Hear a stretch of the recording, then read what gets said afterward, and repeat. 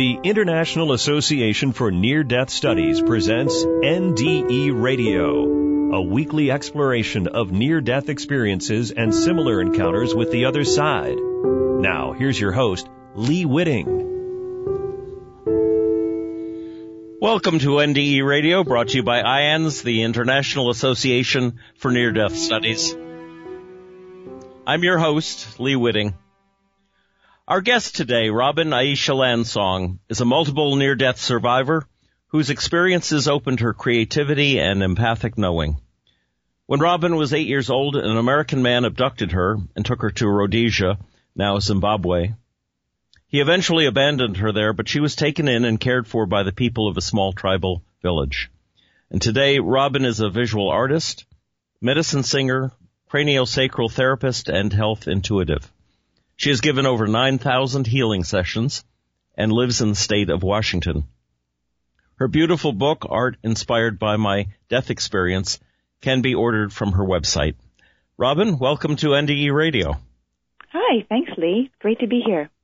Oh, it's wonderful to have you here. Robin, you had such an intriguing experience early on in your life. Perhaps you could begin there and tell us how that led to your first NDE.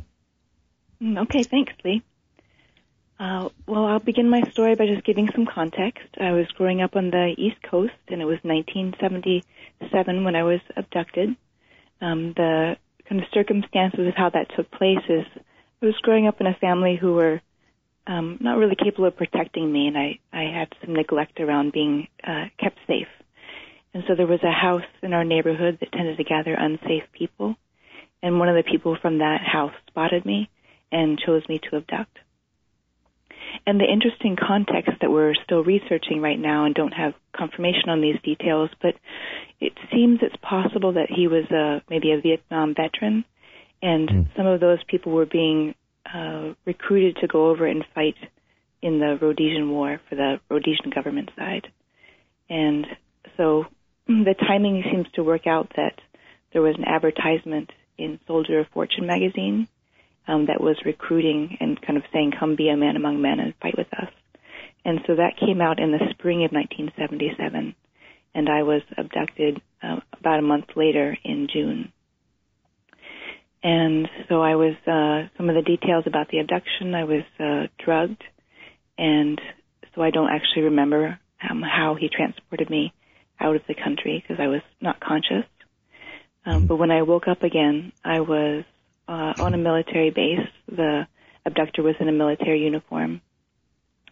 And you know, as you can imagine, he was quite mentally unwell, and I was in danger. And I really drew upon my experience of already surviving abuse to really learn how to cope with that situation and kind of handle how to survive in that days with him. And as best as we can put together, and again, we're about to do a return trip to Africa to help us in the research of this. Best as I can put together, probably I was with him during the time he was in his training, and then I'm surmising that he needed to get rid of me when it came time for him to actually go into the field. So I was given to another man, and that man took me on a bus, and the bus actually broke down very much out in a bush, in a rural area. And I had actually been assaulted from the man who abducted me, and my ribs were broken. So trying to walk and keep up with adults, I couldn't do it. And so the man who was had taken me on the bus, he was trying to kind of push me along and make me go faster, and he pushed on my ribs. So I did what most 8-year-olds would do, and I bit him. And that broke the tiny bit of rapport we had, and so he pulled away from me, and he actually walked on and left me behind. So there I am, 8 years old, with broken ribs. I don't have food, I don't have water, and I'm left behind out in the bush. And so at that point, I was so bereft, and my self-esteem was so low, I thought it would just be mercy to sit down and just wait to die in the sun. And so that's pretty much what I did. I sat down and gave up and waited to not be here anymore. And what happened was a truck full of soldiers came along, and they were fully armed, and that was quite a threat. And I thought, okay, now this is how I'm going to die. But instead of shooting me, they actually picked me up and put me on the truck. And I was very confused why they were doing this. And again, in my research now, what I can put together is there were several parties happening. There was the whole Rhodesian War, Bush War going on, and there were several parties, and one of the middle parties was Black Africans who were not as extreme, and so they might have seen me as a white orphaned child and decided to try and get me to the nearest place of people that might be sympathetic to taking care of me. And of course, they needed to conserve their gas, so they didn't want to take me really far. So they took me to the edge of a village and basically dropped me off and pointed the direction of go to the village, and then left. And it was getting dark, and I heard barking dogs near the village, so I decided I didn't want to go near the village when I heard the scary dogs there. And I just found a tree to call home, the biggest tree I could find, and kind of tucked myself in the thin roots and called that home for the night. In the morning, I heard the most incredible singing voices coming from the village, and I made my way over to them, and they gave me food and water, and I was very cautious about actually really letting anyone get near me because I didn't want to be trapped or held captive. But the people of this village were so open-hearted and had such joy in their singing and in their faces that I really trusted that I would be okay. And the real transforming moment for me was when the children really welcomed me in. They gathered around me, and I'm not sure if they'd actually seen a Caucasian person before, but they were touching my hair and touching my skin. And they took me to the fire circle, and one of the girls began to tell a story about me, and it's in, not in English, of course. They were all speaking their native language, which is Venda. And she told a creation story. I believe that it was about me arriving to her village. And as they did this, they put ash from the fire circle on my white skin. And by the end of her story, I was welcomed in, and all the children joined in putting ash in my hair and ash on my skin and making me look more like them. And it was the most incredible, welcoming, and seeing and playful experience of my life. And wow. And to be so kind of bereft and broken from the abduction experience, and then to be welcomed in like this was almost more than I could take in. But I welcomed their joy and I welcomed their laughter. And what happened next, again, was in a critical moment of beginning to feel alive again. One of the women came and sat down and watched all this, and she began to sing to me and called me over to her. And her singing was so resonant that it was really filling me up and nourishing me from the insides. And again, I was very afraid of adults. I was afraid to be hit or captured. But her presence and her love was so trustworthy that I allowed her to take hold of me, and her singing was restoring me and healing me, and I literally collapsed forward in her arms. And it was the strongest experience of mothering I'd ever had in my life. So these people welcomed me in, and I became part of the dances and the making food. I learned how to plant the seeds to grow food, and I really felt that I had found family and that I now belonged. And the Rhodesian War was going on, and one day this kind of very idyllic experience was really broken when the guerrilla soldiers came into the village, and I was immediately hidden. The guerrilla soldiers were, the war was about trying to get land back for farming and kind of create equity again, because British colonies had taken a lot of the land for farming, and so the guerrilla soldiers were doing very extreme measures to try and get land back. So being a white person there was a very unsafe time. And so I was hidden when they came in, and it really changed the tone of what was happening in the village. Before then, it had felt very safe, and after that, there was a tension. And, it was kind of shown to me, don't go beyond the village. We don't know when they'll come back. And several days later, kind of in my child play and not necessarily really paying attention to how far I'd gone from the village, I went to the river where we often swam.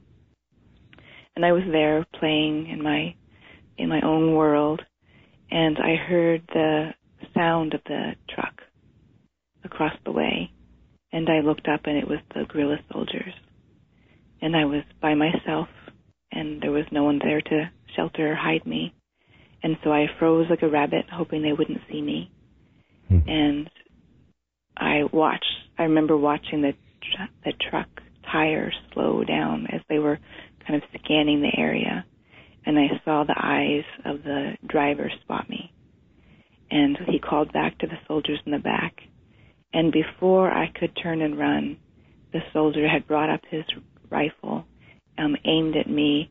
And I really remember the moment where the gun barrel became just a circle, and I knew he was directly lined up at me. And the confusion for me to be honored and so loved by the people of the village. And of course, in my 8-year-old mind, I had no idea what the difference was between the black soldiers I was looking at and the people of my village, and why he would be aiming a gun at me. And so I was in mid-turn when he pulled the trigger, and the bullet grazed the top of my head, and the force of it was enough to knock me off my feet and knock me to the ground. And I began bleeding to death. For those who don't know, a head wound is a place of the body that bleeds very strongly. And what happened for me as I was starting to go unconscious from blood loss was that my life force really went out beyond my skin in a wave, out beyond my body, rushed back in. It did another wave that went further out. And I knew if I didn't gather that back in and even it out of my body, that I was dying. And it was beyond my control. It rushed back in, and it was like a tsunami wave. It just kind of brought everything that I am with it. And it was like there was an open window in the back of my heart, and that my life force just rushed out the back of my heart. And so I had left my body, and what happened next is that I was someplace different. I was no longer by the river. I was no longer with my body, and that I was very confused and very disoriented. And I felt very scattered. I kind of make the analogy that I was like a bowl of marbles all spread out, and I had no center reference point. And so what happened next is I felt touch to my cheek, and then I could even identify that I have a face. And this touch was feminine and loving, and it gathered back in my sense of self and a sense of place and some sense of form. I can't say I felt like I had a body because I felt so light, and I thought I've kind of become like Casper the ghost. And the touch kind of was on the other side of my face, and that gathered me back together more, and I could see again.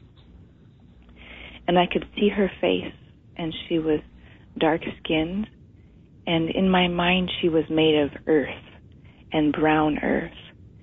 And when I was able to reorient even a little bit more, I felt like I recognized her as like a sister that had always been there to welcome me back in the times I had come to this place before.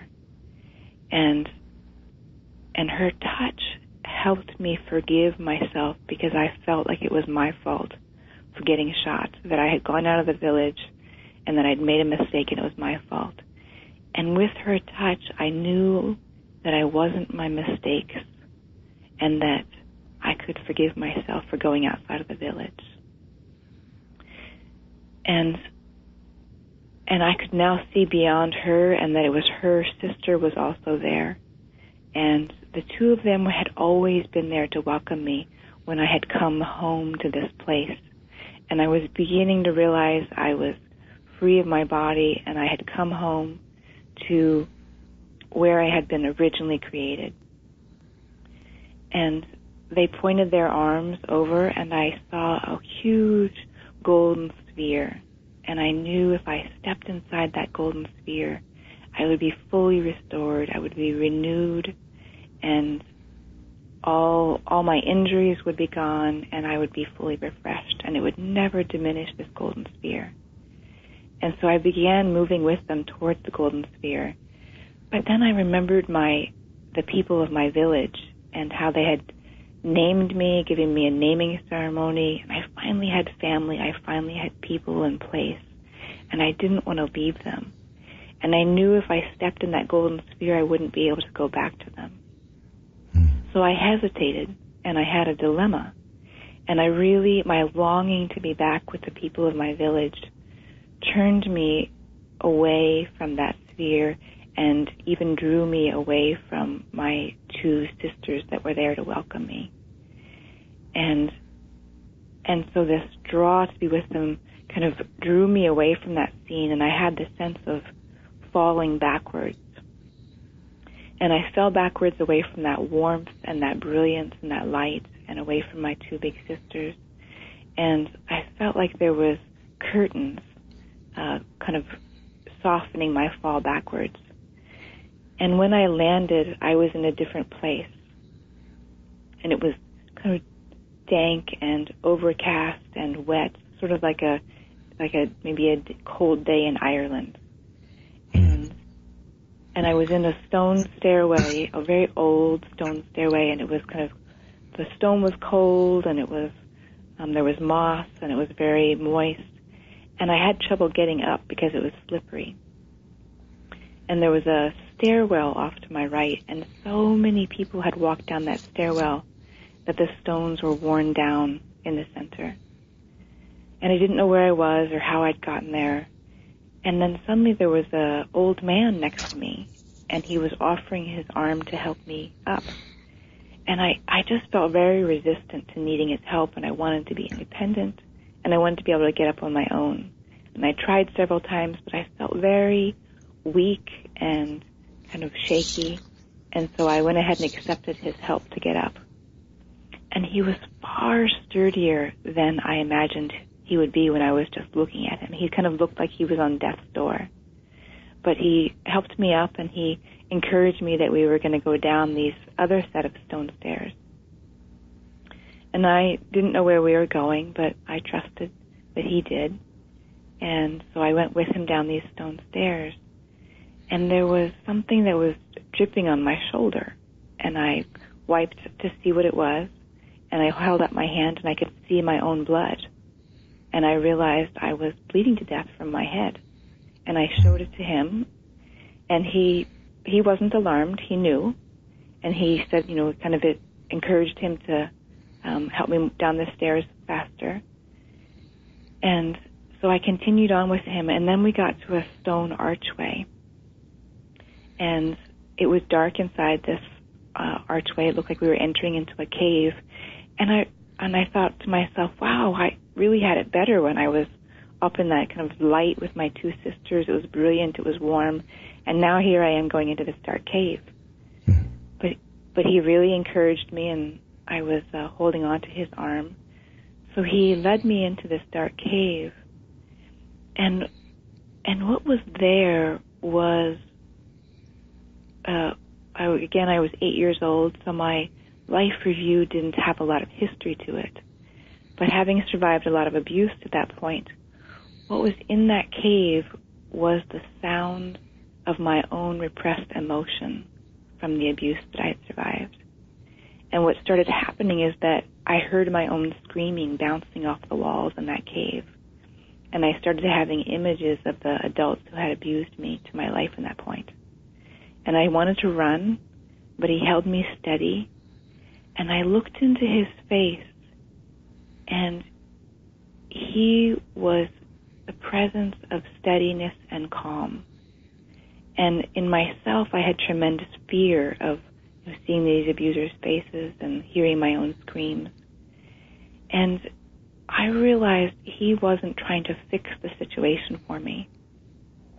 And what I was healing in that moment is as many children do who are abused, that I thought there was something so bad in me that made the adults abuse me. And looking in his eyes, I realized there was nothing wrong with me, and that there wasn't my fault that these adults had abused me. And when I had that realization, the screaming stopped.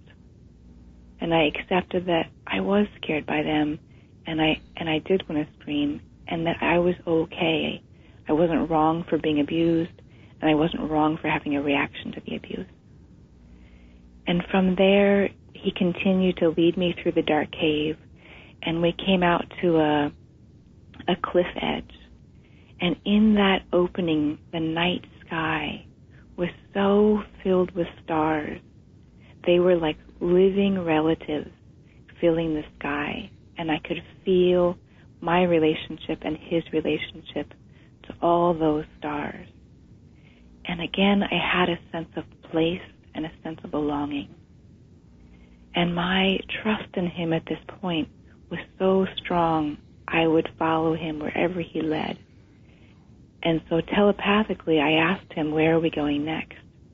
And he nodded his head that we're going to jump off this cliff edge. And I put my hands in his, and together we leapt off that cliff edge. And the falling was gentle. It was like we became birds with wings. And I suddenly realized that he could go anywhere, and that he chose to come be with me to lead me through my dark cave. And that in my Buddhist language, he was a bodhisattva who came to guide me through my suffering and to help me make meaning of it so I didn't get lost in trying to avoid it. And we continued falling like birds, and my trust in him was continuing to grow. And telepathically, directly in my heart, he spoke, and he said to me, this is dying. This gentle falling, this being in relation to the stars, this feeling of belonging to the whole universe, this is dying. And we continued to fall down, and it became morning sky. And there again was the golden sphere. And I looked across there, and I knew I could go there.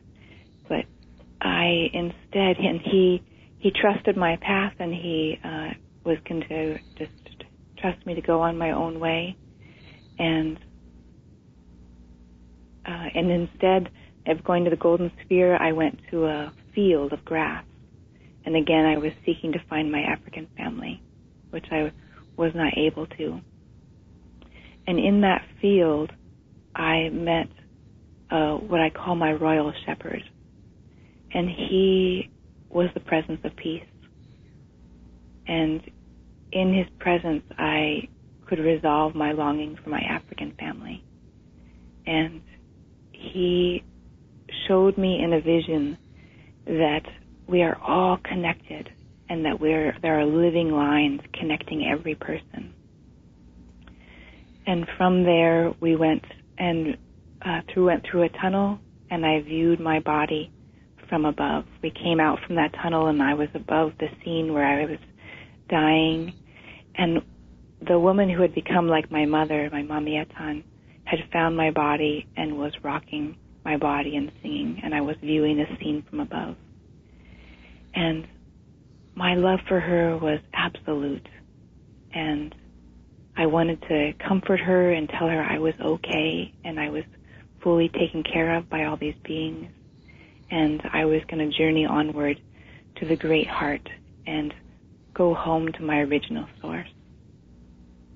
So I journeyed on further to the great heart and was becoming more peaceful and more purified, and any hurts or injuries were fully being cleared from my body and my presence. But she had begun to sing to me, and she was singing a calling song. and that was making it through the veils that had been closing behind me between this land of the living and where I was on the other side of the veil. And her song was so strong, and she had called on the ancestors to remind me of my purpose. And so I was crossing forward into freedom from pain, going home to my original source, and her song found me. And when her song reached me, it reminded me that I am also a medicine singer. I am also to sing my healing song to others, and that I hadn't done my purpose. And when that song touched me, I had a choice.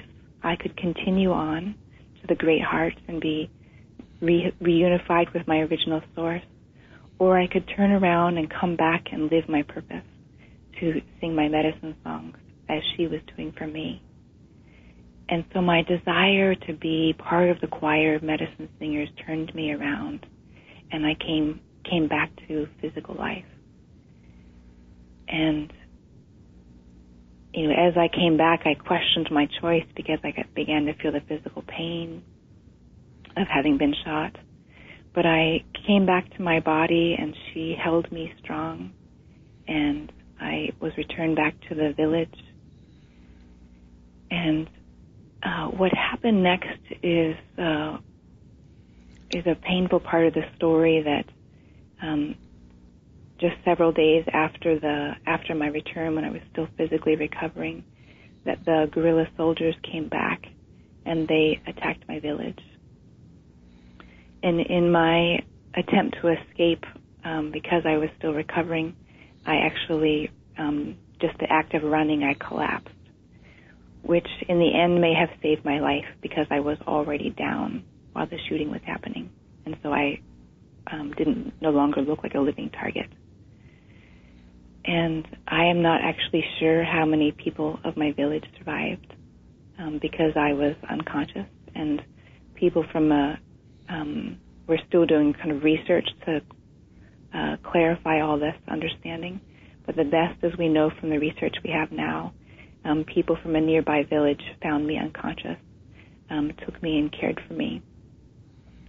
And knowing that I was very unsafe being there, they took me across the river to get me out of Rhodesia and to the South African side, and gave me to some white farmers who they thought could do a better job of getting me back to the U.S.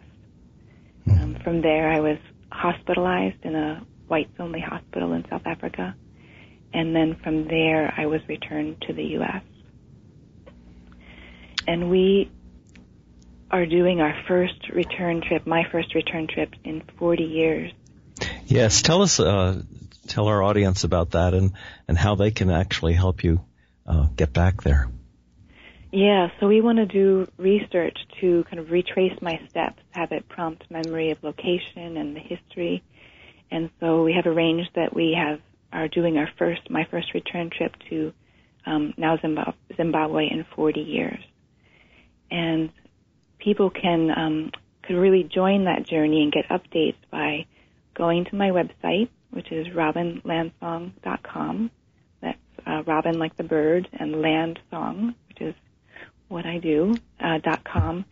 And there they can sign up at the bottom of every page. There's a sign up to join the journey we'll give you updates through the newsletter. And if people are moved, they could also help us out by donating to the actual expenses of the trip, the flight, and we're going to be trying to document this with filming and the research, and we're hiring people to help us in the research. So I'm really appreciative of everyone who has donated so far, and we're about 50% to our goal. We're about $5,000, and our goal is $10,000, and that's funding both John and I to get there. And it's only about a month and a half from now, so it would be great if people could get on it. And when they go to your website, is that a place where they could find your book as well? Yes. Right now I have an art book that's the drawings. I've done drawings of my death experience. Amazing drawings. They're just incredible. And then you tell the story, too, in the back of the book. So right now I have a brief summary. I've written a full account that's going to be a full book, and I have a agent, and we're working on finding a publisher. And so hopefully that full book will include the color art also. And if people are right now kind of in the intermediate before the full book does come out, there's a buy art tab where people can look through all my art, and if they're moved, they can order some. And if they also want to, the book actually isn't directly, like there isn't a link to buy that, but if they want to email through me through the contact, then I can mail them the art book right now. That's great. Robin, we're out of time, but I want to thank you so much for telling your story, and I hope people will help sponsor your trip back to Africa. That would be fantastic. Yeah. Thank you, Robin Landsong, for sharing your NDE experience with us today. If the audience would like to listen again to this or any of our past shows, just go to our website at nderadio.org. And for more information about the work of IANDS, check out that website, iands.org. And we're having a conference in Denver, and Robin will be there. So that's something to think about as well. And tune in next Monday, 11 a.m. Eastern, for more NDE Radio. This is Lee Witting saying thanks for listening.